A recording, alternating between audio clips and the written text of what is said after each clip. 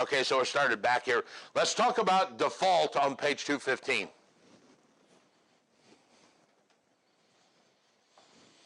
Now, default is defined in your loan. I don't know, tried that, didn't work. So that, they all can't be wieners. So, default is defined. It's not late. Late is late. Late might be, hey, it was due on the 1st, on the 5th I got a fee. Default, typically 2 or 3 months consecutive without a payment. Now you go into default. Default triggers certain paragraphs inside of the mortgage. Most notably, the biggest trigger is what they call the acceleration clause. The acceleration clause says this: you have proven yourself unworthy. We're not worthy. Therefore, we want the rest of our loan now.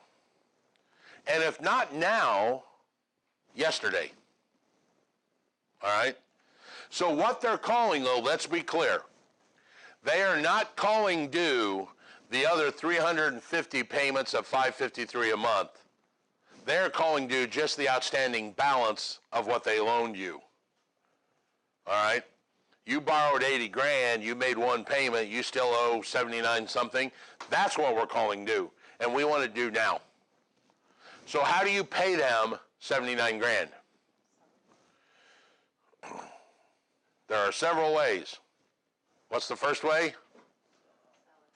Very good. Most people usually say give it back to the bank. No, that's the last choice. Refinance is the second choice. The first choice is sell it.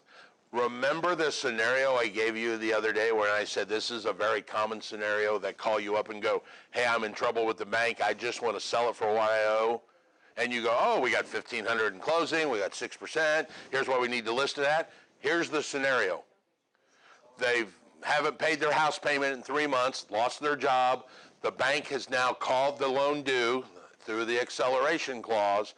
And they call you up and they go, hey, I'm in trouble. I need to sell the house today. And you go, okay, what do you owe? Here's the closing cost. Raymond charges this. Here's what we listed at. We sell it and pay them off, and that's how you pay them off. Now, I understand that that's not going to happen in one day. But at least it's starting the process, and you probably still will get the call every day. You know, hey, you're in default. We're going to hit your credit score. Call us. And you call them, well, I've hired an agent. We're going to try and sell it. So the acceleration clause is the first thing they will activate when it goes into the default. On 216, they're going to talk about this assignment of mortgage. Now, remember, we talked about an assignment is where the contract stays the same, parties change. That is the typical definition. One of the ways they do that is when the lender sells your note to someone else. And we've talked about if you guys ever have had a loan, all of a sudden you get a letter in the mail that says, we sold your loan to Fifth Third, you now make your payments to Fifth Third, right? So they sell the loan because the loan has value. But I told you that they don't want just the bark, they also want the bite, which is the mortgage, because they go together. But the mortgage really has no value, so they have to assign it instead. So they'll sell the note, assign the mortgage.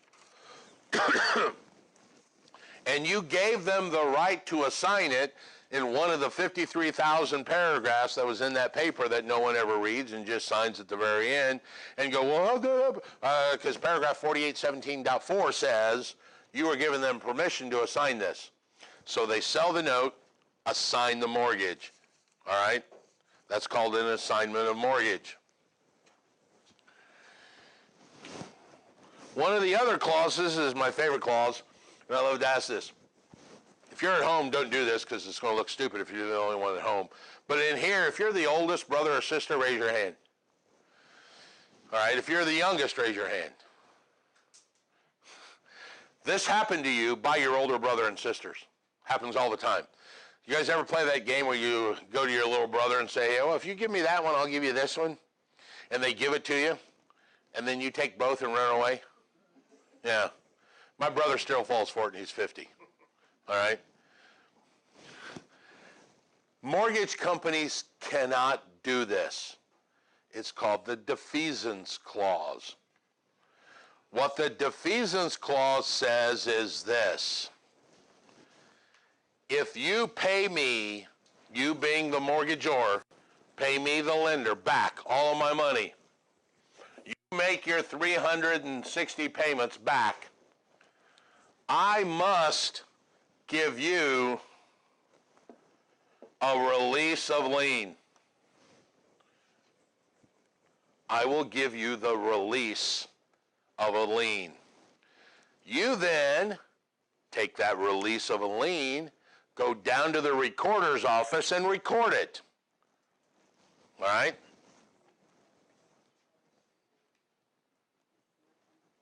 So back up. Remember the chapter where we talk about they did a title search? And I said they were looking for the liens and the releases. Here's where it comes in. That's exactly what they're looking for. They're looking for the guy in 1980 that got a lien, and then in 2010 when he paid it off, under the defeasance clause, his lender sent him a release. He then took that release to the recorder's office and recorded it. So now in the public records, it shows a lien in 1980 and a release in 2010.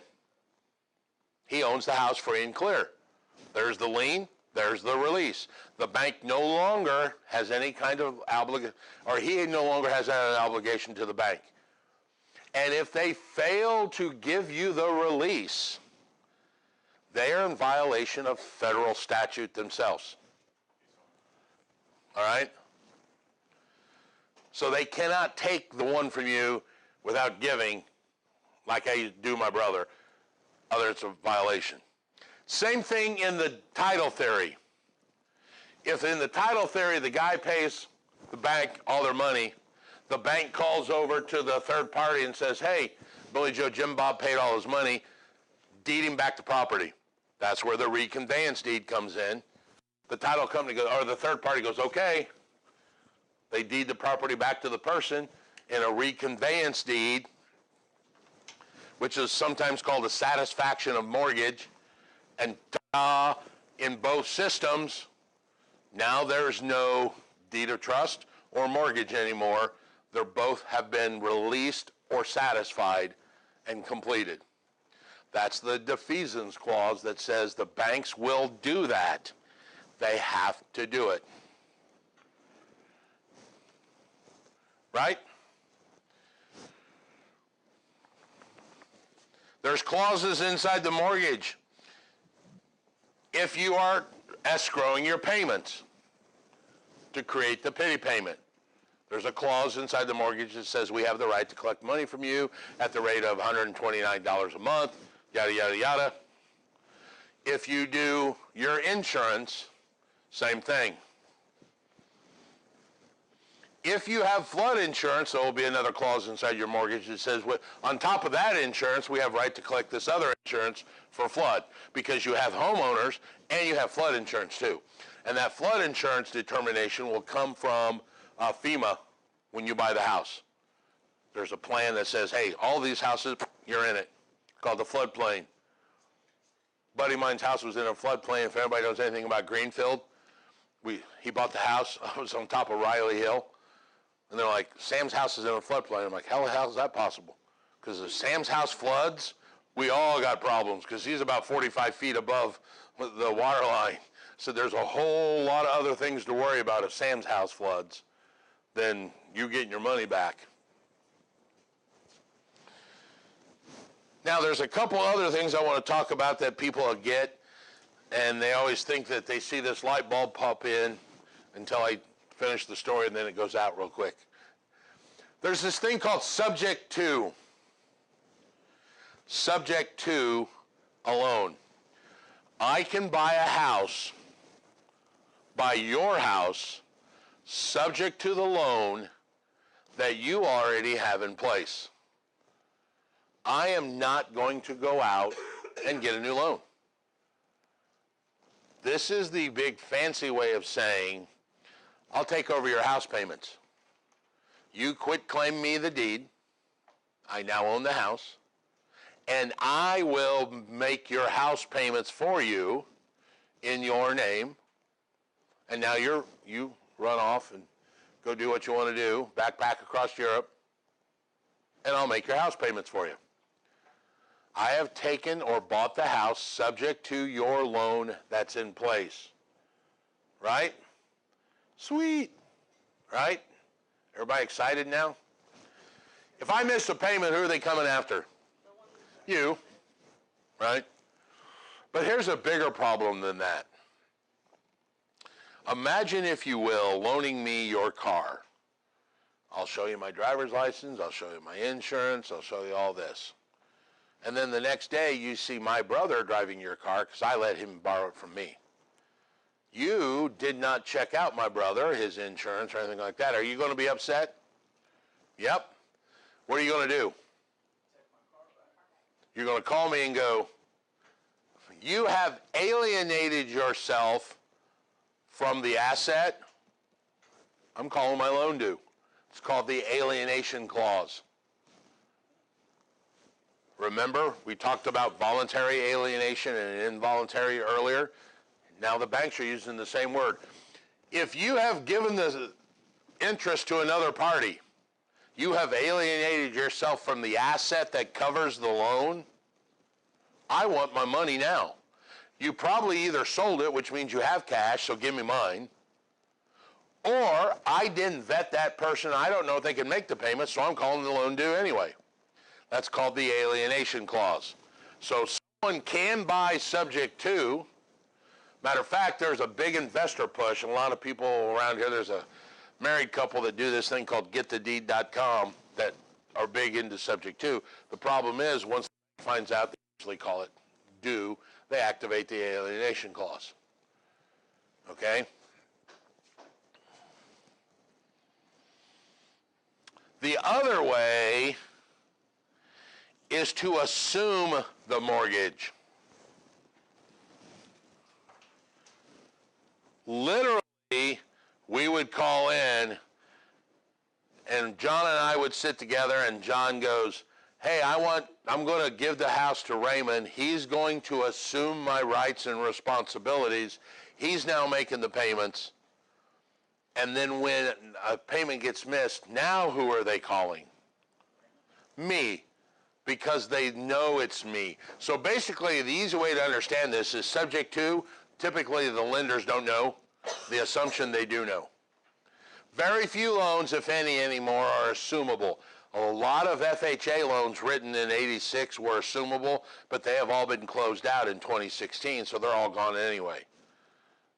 And literally an assumable loan is that easy. We just call up and go, here, erase Miguel's name, put Raymond's in. And they go, okay. So why wouldn't people always assume the loan instead of doing a subject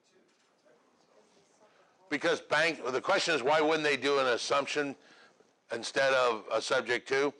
They really, because the banks won't let them much anymore. All right? You call up now. If I call up now and you say, hey, Raymond wants to assume my loan, they're going to go, no, he needs to go get a loan, fully qualified, take us out. And we may be the one that writes him the loan, but we want to qualify him. Assumption literally is that simple. We just say, erase Miguel's name, put Raymond's in. Okay. They didn't check my credit, didn't do any of that. It was real big in FHA loans when they first started. Then FHA got smart after they got burned a while and said, okay, we're not doing that anymore. Then they became partially assumable. Now when they say fully qualifying means you still got to qualify like a new loan. All right? There are commercial loans out there that are assumable, and you usually have to pay a price to do it, but I'll tell you the reason is because most commercial loans are asset-based, not people-based. They're based on the project or the building making income. They really don't care who the person is that's owning it. So commercial loans tend to be a lot more assumable. I don't know of any residential loans now that are assumable. Why couldn't they do an assumable loan and just still check the person's credit and everything, still verify them, but allow them Their FHA does do this thing where they call this assumable with full verification, which is basically what you're saying. The only bad thing about that now is most of the loans that were written during that time frame were in that 11 to 16% interest rate, so most buyers don't want to assume those loans anyway. And the difference is if I assume the loan, because that's the question you asked, I also get all the good stuff and bad stuff that person did. So all the equity that you created, and then I assume that loan for you, that equity is now mine. All right? So a lot of sellers don't want to do an assumption because I paid into it for 8 or 10 years, and I have some equity that I want to get back. So they do have FHA, is that correct, right? I think FHA has an assumable loan with full qualification, which is like getting a new loan, but you assume there's responsibilities. We do record loans. They record mortgages and deeds of trust just so that, in case anybody's ever a question, it's always recorded. Remember the priority of liens. First one in, first one out. Probably. Unless the mortgages have what they call a subordination clause. A subordination clause allows two mortgages to switch positions. We're going to get into it in gritty detail in the lien section. But a subordination clause allows a second to become first priority, even if it's recorded after the first. So first one in typically is the first one out, unless the subordination flops them. And we'll talk more in depth about it. All right, let's move on to types of loans.